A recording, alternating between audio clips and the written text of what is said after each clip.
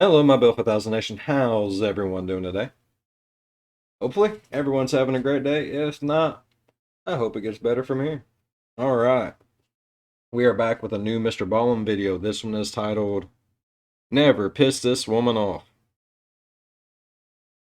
I mean,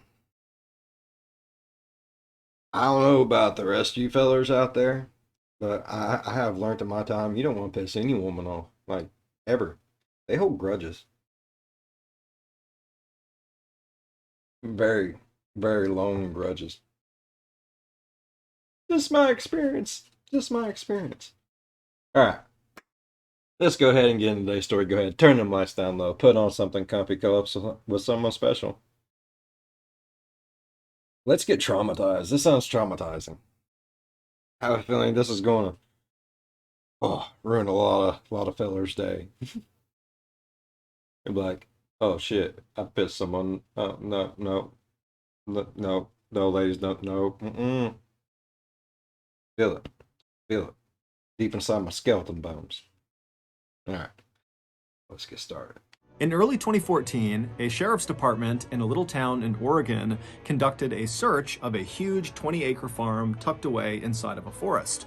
A local man had gone missing recently, and this farm was one of the few places they knew he had been. Very quickly into this search, a deputy was walking around the outside of the barn when he saw something strange on the ground. At first, he had no idea what it was, but as he got closer, it became very obvious. Not only would this discovery become front-page news all across the country, but it would also lead investigators to discover something much more sinister going on in that little town. But before we get into that story, if you're a fan of the strange, dark, and mysterious, Oh damn, they must have really pissed this woman off. I don't even want. Let's just stop. I think she might have a garden full of dicks. Don't ask me why, but I mean, I'm just that's where my brain went to. It was like this lady just cut off a bunch of dudes' penises and planted them like roses. That scared the shit out of me. delivered in story format, then you've come to the right place because that's all we do, and we upload once a week. So, if that's of interest to you, please offer to make the like button a cup of coffee, but be sure it's full of coffee grounds. Also, please subscribe to our channel and turn on all notifications so you don't miss any of our weekly uploads. That's fucked up. Okay, let's get into today's story.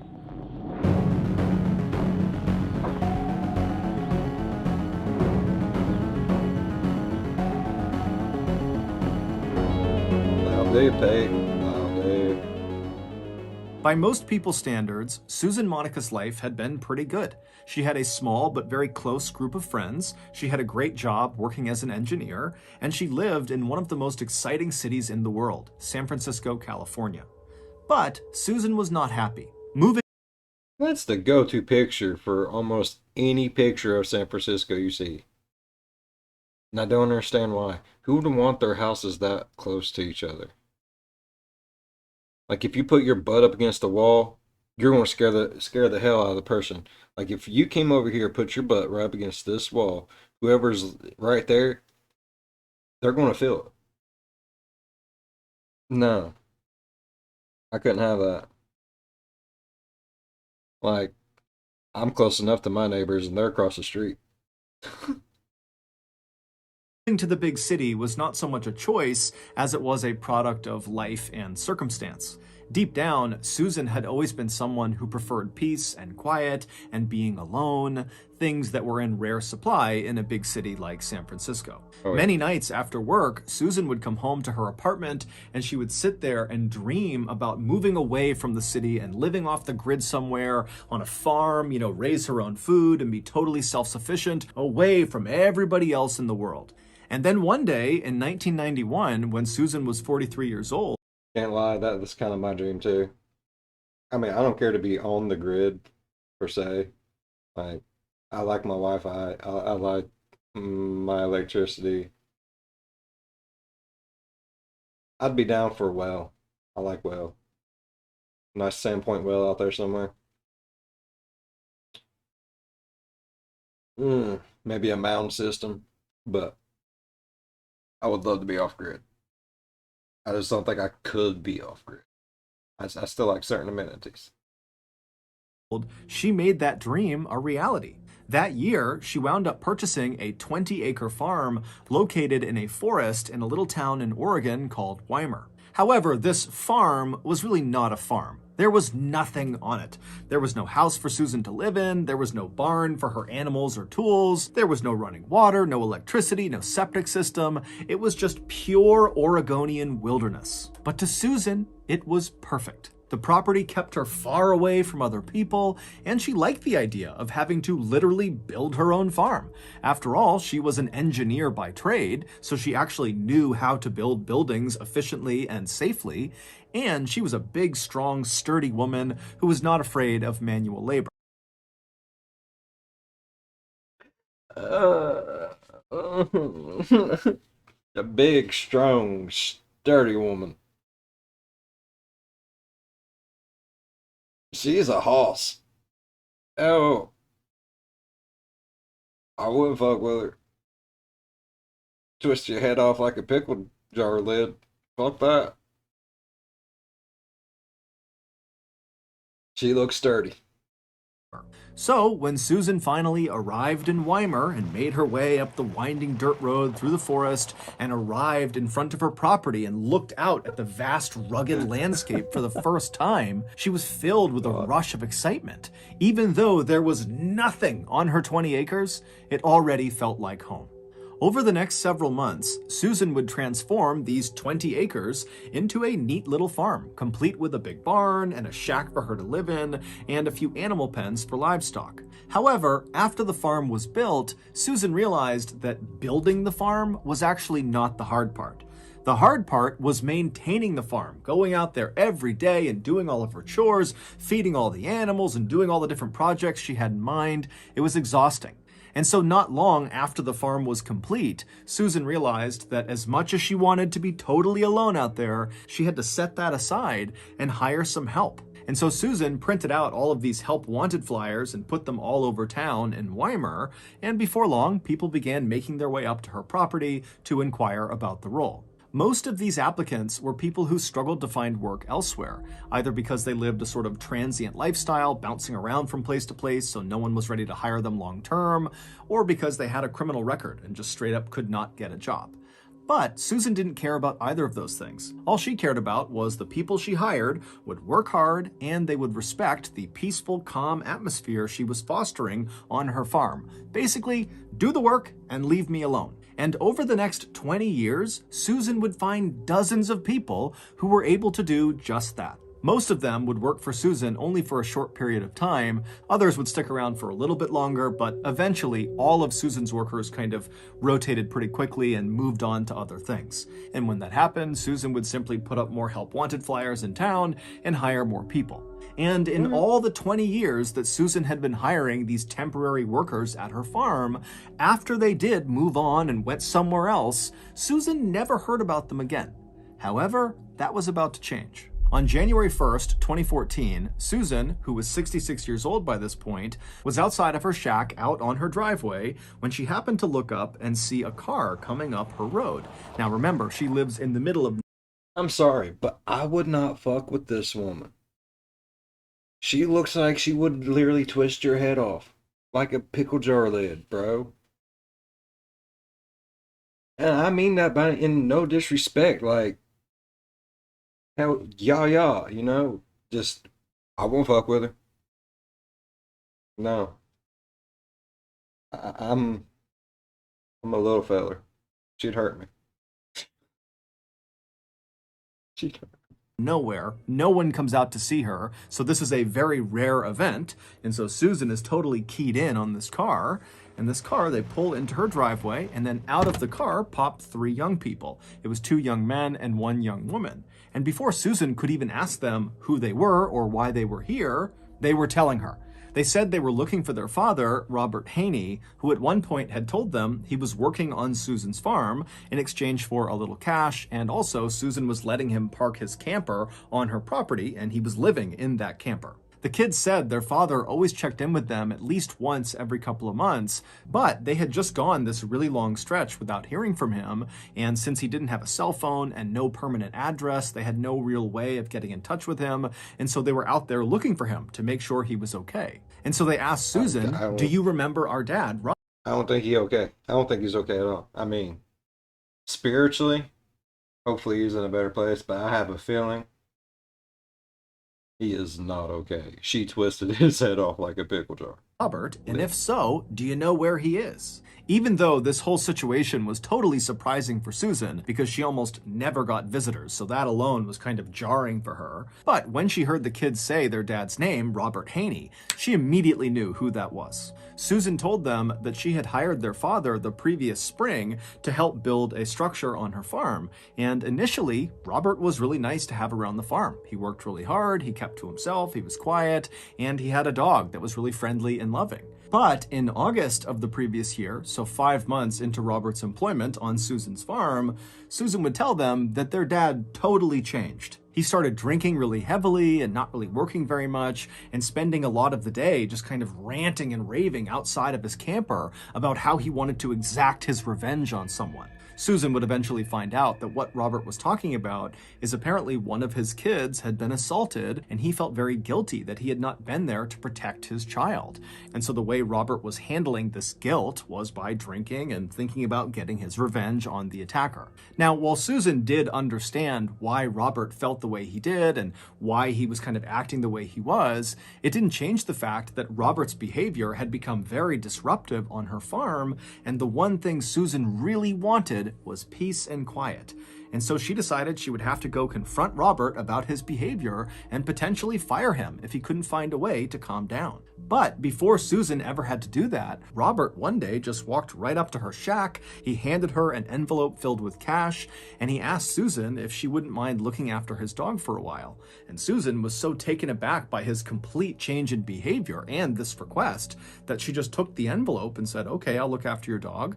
And then Robert nodded as thank you, he turned around, and he walked away from her. And then a few moments later, Susan's standing there with the envelope in hand, watching as Robert is climbing into some white car that had just pulled up in front of the property. She didn't know who was in the car with him, and then the car turned around and drove out of sight. Susan told the kids that that had happened back in September, so about 4 months ago, and since he left, she had not heard from him, despite the fact she still had his dog, and she told the kids that a lot of Robert's stuff was still in his camper. Susan brought the kids over to the side of her property where Robert's camper was, and when they went inside, sure enough, all their father's things were all over the place, but the one item that immediately stood out to them was their father's tool belt. They knew their father was a traveling handyman, that was how he made his living, and so it begged the question, why would he leave his tool belt here if he knew he was going to be gone for several months potentially? It didn't make any sense. After leaving Robert's camper, the kids thanked Susan and asked her to please be in touch if she learned anything else about their dad, and she said she would. And then the kids got back in their car and they began driving south towards the Jackson County Sheriff's Office. When they got there, they asked to file a missing person report for their dad.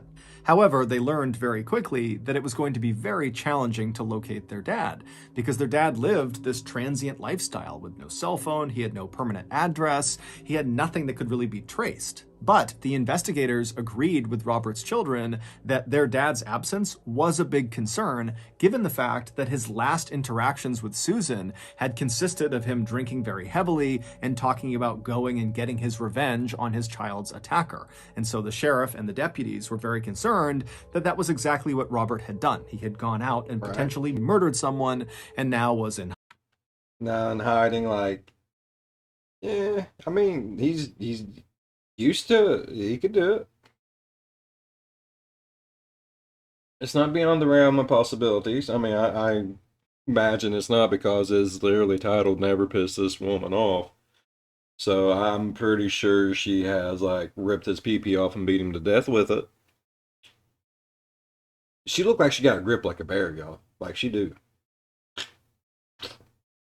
That's how it went. He was done. And it sounds like she does love animals, so I believe the story is all bullshit, and she killed him and kept his puppy. That's fuck. I mean, at least she didn't kill the puppy, but that's still fucked up. Mm. I'm just wondering what the police found when they went there. Oh god, we still got 14 minutes left. Shit can go really sideways really fast. hiding. So they asked Robert's kids if they could think of absolutely anything that could possibly allow investigators to track down Robert. And at some point, one of the kids said, "Oh, what about my dad's EBT card?" EBT cards, or electronic benefit transfer cards, are like debit cards for state welfare services. You can use the cards to buy things like groceries, and the cards are definitely traceable. A few days later, when Robert's EBT card trace came back, investigators saw the card had been used just 1 month earlier in a Walmart located about 30 minutes southwest of Susan's farm. Now, this trace obviously didn't tell investigators where Robert was right now or what kind of condition Robert was in, but they had no other leads to operate on, so they decided they would go to the Walmart and see what they could find. When they got there, the investigators were led to the back room of the building where they were able to review the security footage from the previous month when Robert was supposedly there with his EBT card. But after reviewing hours and hours and hours of footage, the investigators never saw Robert on camera. However, they did see Susan on camera, and unbelievably, she was the one using Robert's EBT card. And so obviously, this was very suspicious, and right away, And a felony. You get a lot of trouble for that shit, bud. Uh-oh. That gives them probable cause to come to your farm and hit up, lady. Oh no. the investigators left the Walmart, went back to their office, and began the process of getting a search warrant to search Susan's farm.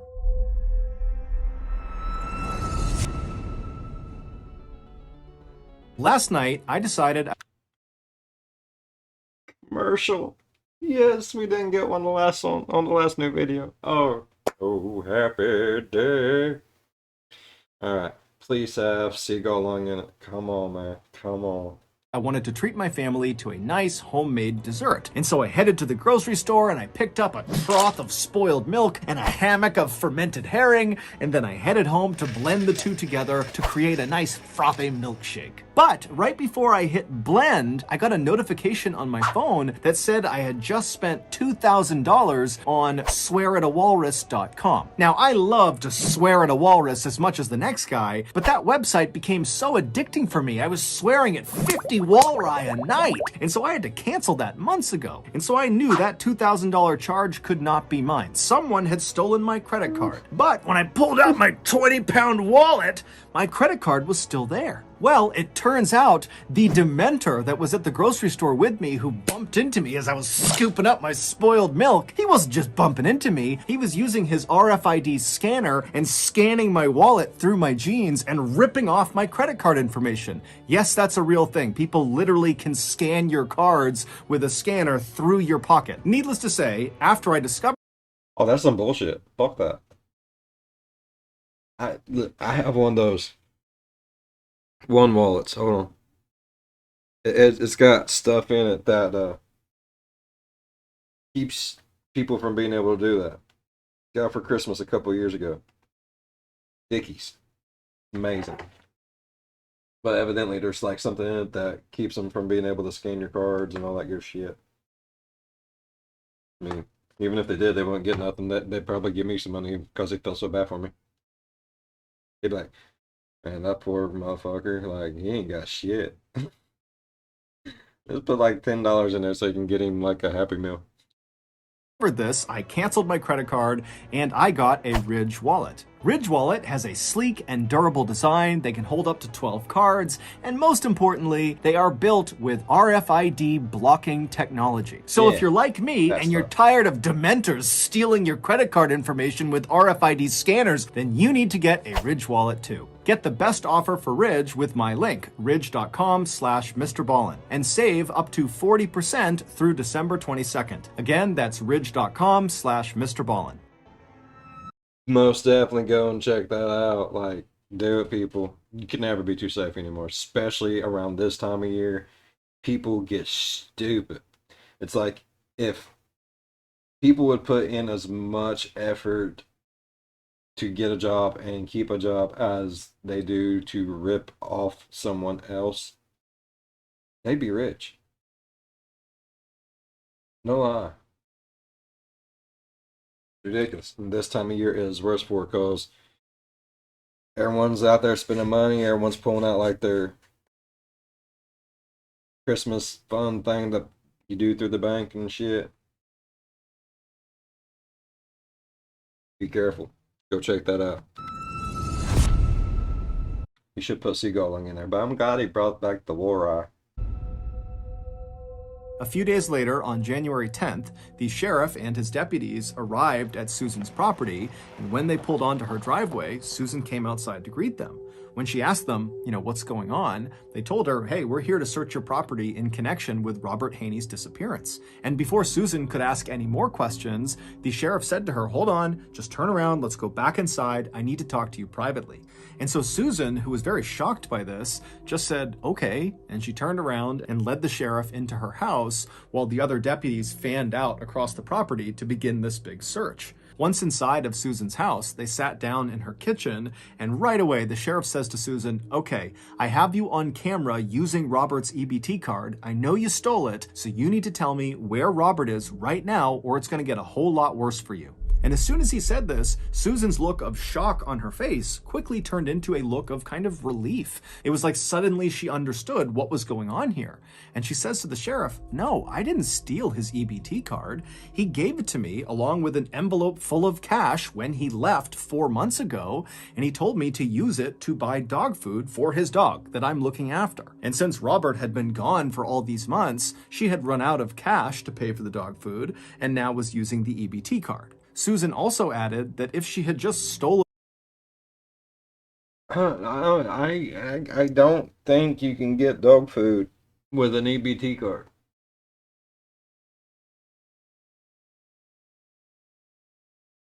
I really don't think. I mean, it is food, but I really don't think you can get dog food on an EBT card. Unless you're just buying like bologna by the buttload. It was a bologna dog. A wiener dog.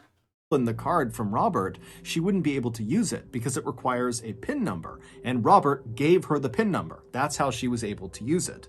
The sheriff was not totally sold on Susan's story, and so he continued to ask more questions, trying to trip Susan up about how she came to acquire this card, but Susan was very firm that Robert had given her the card, and that was it. And so after several minutes, the sheriff realized that Susan was likely telling the truth, which meant the EBT card angle was likely a dead end, and they would have to call off the search.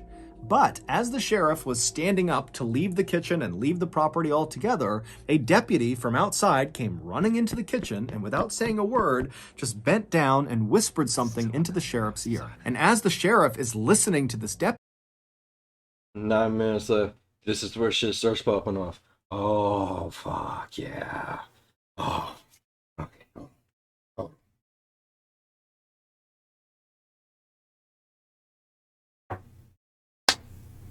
Oh, yeah. Let's do it. His face is contorting in disgust. He can't believe what he's being told. And after the deputy stands up and leaves the kitchen, the sheriff takes a deep breath and then looks at Susan and says, "Ma'am, you're going to have to come with us." Back at the station, a now very flustered Susan was led into a small interrogation room where she sat down looking totally anxious. She's looking around, wondering what's going on. And then the sheriff walked into the room, immediately hit record on the camera, and then looked at Susan and says, "Has anyone died on your property?" The story that Susan would tell the sheriff that day in the interrogation room was so completely unexpected and horrific, it would make headlines all across the country. Before Susan began this story, she told the sheriff that everything she had said about Robert Haney's disappearance had been the truth. However, she had left one little detail out. After Robert had handed Susan that envelope full of cash and the EBT card, and then climbed into that stranger's car and driven away, after that, Robert had actually come back to her farm, and recently. Susan said she discovered his return when one morning she got up and she went outside to go feed her animals when she looked over at the pig pen and saw all the pigs who would normally be laying down and lounging around at that time of the day. They were all up and they had converged in one portion of the pig pen, and they had kind of formed a circle around something on the ground, as if they were all trying to look at something on the ground. Now, Susan said this was totally uncharacteristic, so obviously something weird was going on, and so Susan dropped her food and rushed over to the fence. She climbed into the pig pen, and as she got closer and closer to all these pigs, she realized they weren't just looking at something on the ground, they were eating something on the ground. And so Susan goes right up to this ring of pigs, and she begins pulling them aside, and then right in the middle on the ground is Robert. He was laying on his back and his insides had all been torn out. It was like the pigs were disemboweling him, and the most shocking thing is Robert was still alive. He was moving his arm and groaning. Susan tried to pull the pigs off of Robert, but she said they kept coming back and really aggressively continued to eat Robert. It was like they were in this feeding frenzy. And so Susan said, I thought about lifting him up and moving him, but... Like fucking piranhas? Dude, I mean, I know pigs eat people. I've watched Silence of the Lambs.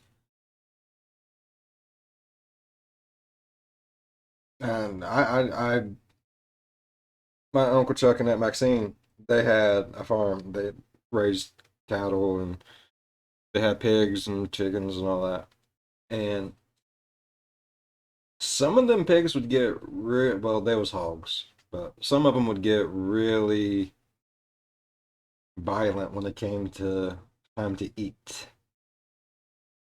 Like a few of them, you'd actually have to like wrangle off to themselves and feed them that way, or they would go after the other hogs that was in the pen to keep them away from the food. I didn't know like they would all just come in like freaking piranha, bro. Fuck that. Robert was practically split in two, and she felt like if she tried to move him, that would kill him anyways. And so Susan said she did the thing that she thought was right at the time. She left the pig pen, went into the barn, got a shotgun, ran back to the pig pen, raised the weapon, and fired it into Robert. Susan told the sheriff that this was purely an act of mercy. She was ending his suffering. After Robert was dead, Susan said she just left the pig pen, and then 3 days later, she went back into the pig pen with bags and collected the little bits of Robert that had not been eaten by her pigs. And then she took those bags of remains and chucked them into her barn on top of the trash pile. But clearly, Robert's remains had not remained in the barn, because the thing that deputy had whispered into the sheriff's ear when the sheriff was talking to Susan in the kitchen was, "Sir, we found a leg outside." It was Robert's leg, and it was found...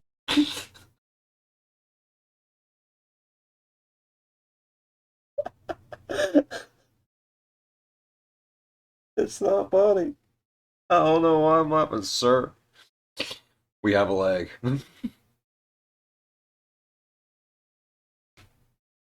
What the shit? Oh god. She is fucking spewing some shit out her ass though, bro. Oh my god.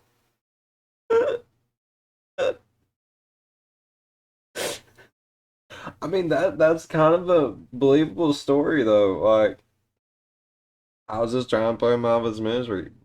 But why didn't you call someone? Like, and tell us what happened?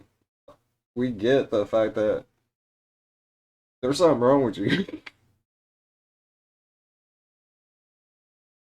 Oh, God. Oh, fuck. Okay. Okay. Sir, we found a leg.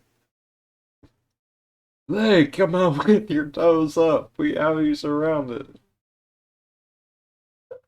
Not inside of the barn in the trash pile, but out in the middle of her property, just out in the open. Susan, when confronted with that information, suggested that, maybe a wild animal had gone into the barn, got a hold of it, and dragged it off. The sheriff didn't even know what follow-up questions to ask, and so he just said, well, why didn't you call 911 when you first saw Robert? I mean, maybe we could have saved him. Or at least after he was dead, why didn't you tell someone? Susan would say that the reason she didn't tell anyone is she was afraid that if word got out about what her pigs had done, then her pigs would be euthanized and she would lose a major revenue stream because she sold her pigs' meat in town. And she said even if her pigs were not euthanized, she was worried people in town would not want to buy her pigs' meat after they learned her pigs were attacking and eating humans. Susan Ooh, I don't eat meat, so that would definitely make me not want to eat meat even more. Hmm. How's your BLT? Good. Kind of tastes like how Uncle Tom smelled. Have you seen him in a while?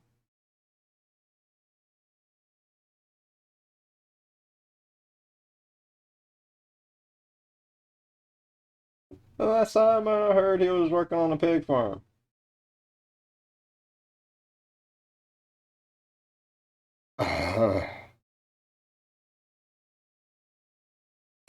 Oh shit. I mean, few questions. Eating a person when a pig eats a person, does it make the meat taste different? Question number two.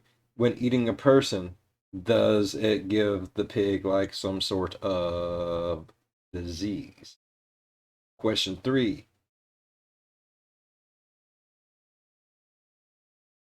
There, I don't have. I had one, but uh, and I know there's like parts of the human body that a pig just cannot eat. I don't know why she just didn't let the damn things finish eating it and just kept it quiet. And been like, enjoy it, my precious. You eat it all. Yes.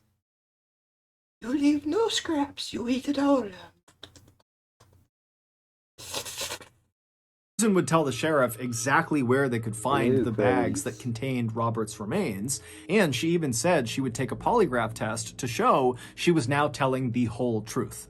But when she actually sat down to take the polygraph test, she kept fidgeting and coughing and doing these really dramatic sighs, and it was causing the test operator to get really inaccurate readings. And so when this first polygraph test was over, the results were inconclusive. And so the investigators made Susan take another test, but again, she continued to fidget and yawn. And so finally, the investigators in the room watching this happen just called off the test.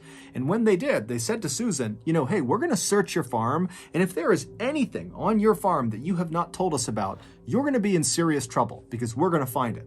At this point, Susan kind of stopped fidgeting and she looked up at the investigators, and after a long pause, she reached out across the table and grabbed a piece of paper and a pen. She pulled it back and she began drawing something. And after a few seconds, it became pretty clear she was drawing a map of her farm. And after the map was all drawn out, she drew a big X in the middle of it and then slid the map back across the table to the investigators. And she said, if you go to that X, you'll find Stephen. And the investigators are like, who's Stephen? We're talking about Robert. What are you talking about? Well, it would turn out Robert was not the only farmhand to die on Susan's property.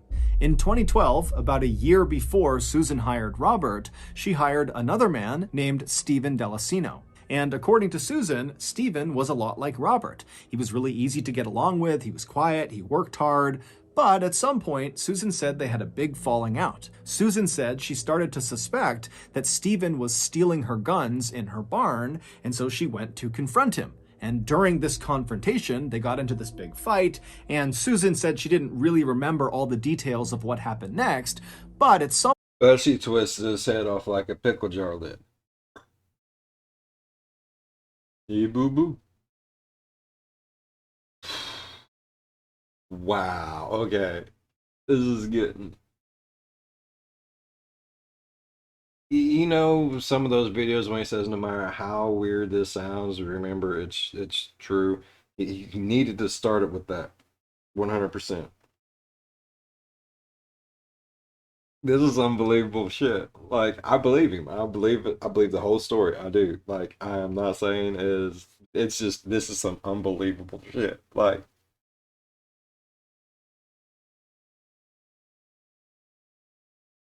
This motherfucker watched one too many Silence of the Lamb movies. Oh damn, bro.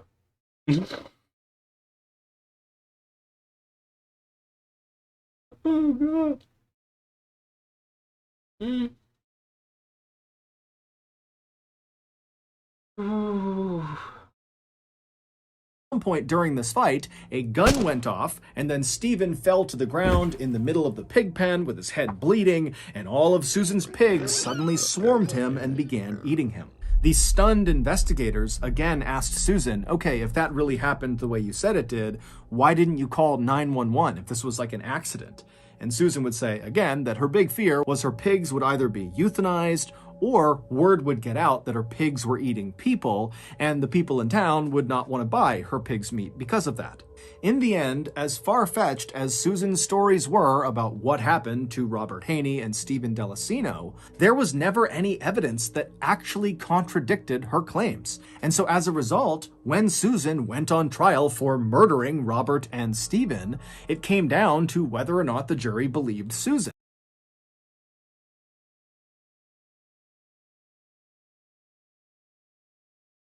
That is not Susan.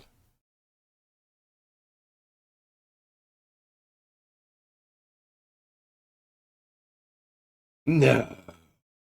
That what the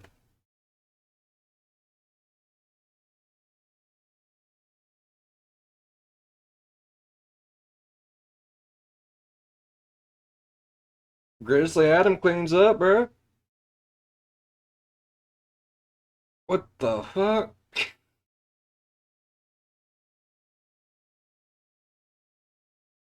Oh no, it wouldn't be Grizzly Adams, it'd be what? Grizzly Amanda?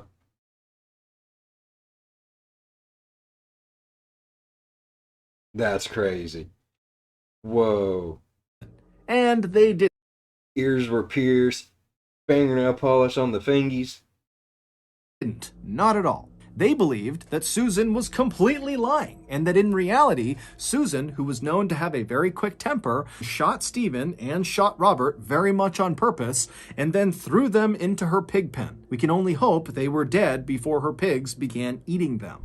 On April 21st, 2015, more than a year after Robert's children had reported him missing, Susan was convicted of 2 counts of murder for Robert and for Stephen, and 2 counts of abusing a corpse. That She was sentenced to a minimum of 50 years in prison.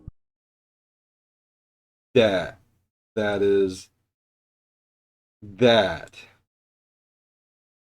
How does that turn into the other? That scares the shit out of me. That scares the shit out of me. That that looks like she'd bite your throat out and spit it at your own face, man.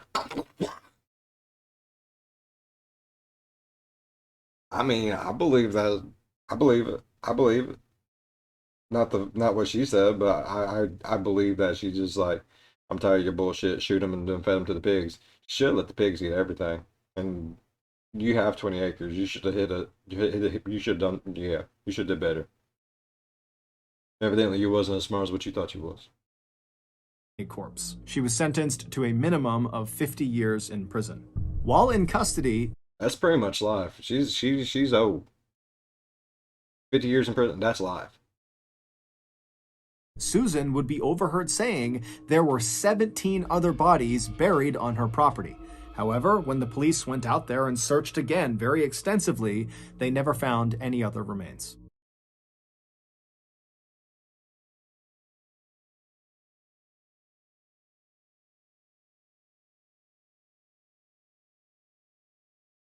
I love the hairstyle.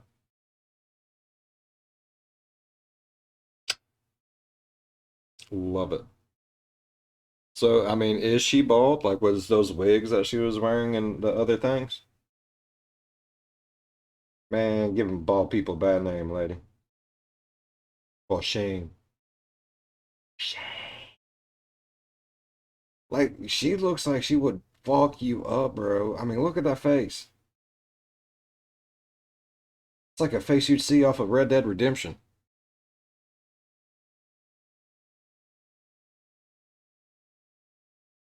Big old thing, a chaw in her mouth, spitting in a spittoon.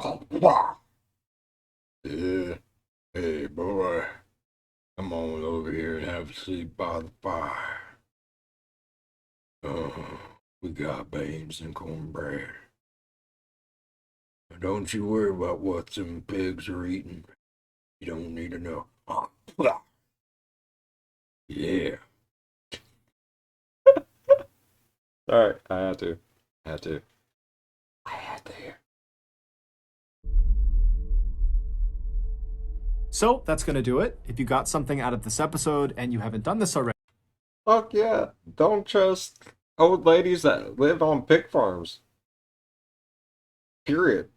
Fucking 17 bodies. Oh, I wonder if they actually found 17 bodies on there. Or if she was smart enough to actually hide them better and they just ain't found them yet. I would. If I was her, I wouldn't tell them where they was at. Like, I would save that way. She had a bargaining chip. I guarantee you those pigs got euthanized. God only knows how many people those damn things ate. Oh fuck. They got the taste of blood. I mean, yeah, think about it. I guarantee you they have ate more than those two because as soon as she shot dude, the pigs just automatically just jumped on that like it was Chinese food. Ate that shit before, bro. They was like, that's some ooh, juicy.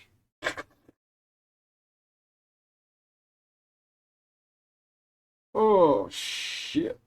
All right. That was a fucked up story. Yeah, don't ever piss that lady off. Yeah, don't piss off any woman. That I'm just letting y'all know from my experience. I mean, more than likely, they will not kill you and feed you to their pigs, but it is not a good idea to piss off any woman ever.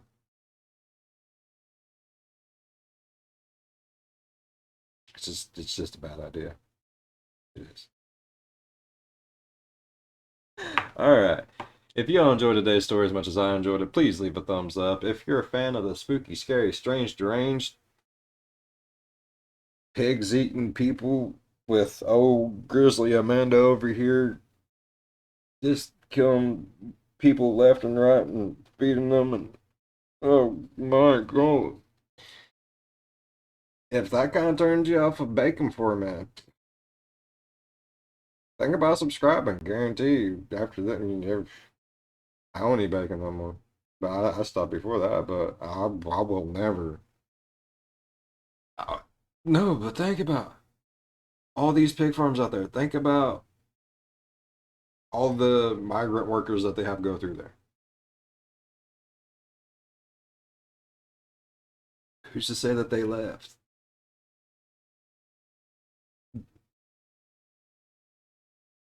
I'm done. I'm good.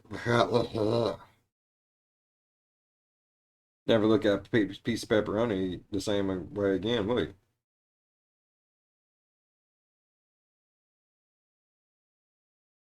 No, no, no. Okay. All right. I don't even know. I don't even know.